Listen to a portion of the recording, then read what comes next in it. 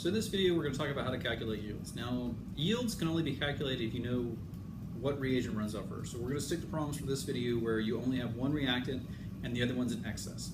And the tip off to these types of problems is if you have one reactant being run in excess of others. You see the word excess pop up in the problems.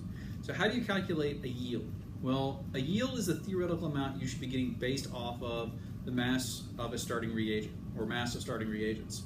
So in this case, let's look at something simple. Let's look at H2O, H2 gas, combusting an O2 gas to give us water.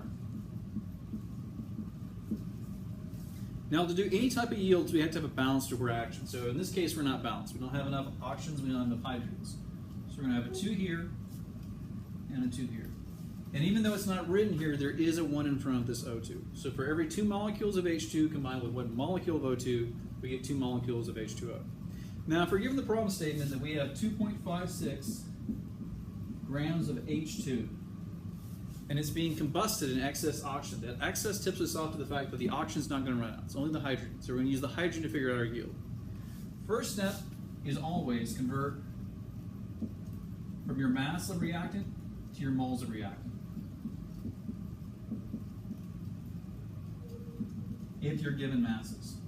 So in this case, step 1, mass to moles. Your second step is going to be your conversion between moles of whatever you're in versus moles of what you're interested in. So if you're curious in the yield of water, you want to convert to moles of water. And if you're given hydrogen, you're going to convert from moles of hydrogen. Now, our conversion factor between water and hydrogen is set up by the reaction itself.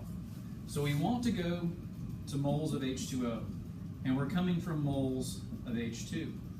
Our number in front of moles of H2 is going to come from the number in front of water in the reaction equation. So it's going to be a 2 here.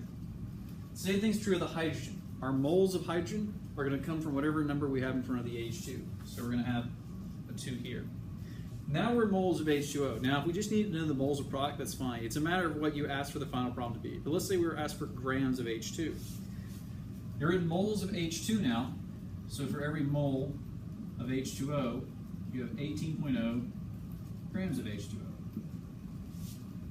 So our second step for moles of reactant to moles, in this case, a product. But we'll see with reactions in later videos that this doesn't always have to be true. We can convert from moles of hydrogen to moles of oxygen, or if we have other reactants or other products, we can convert those. Your third step, let's call this a polishing step. In this last step, you're converting from moles of product to whatever you're interested in, either in grams or volumes or atoms or molecules. And that's it for how you calculate a yield.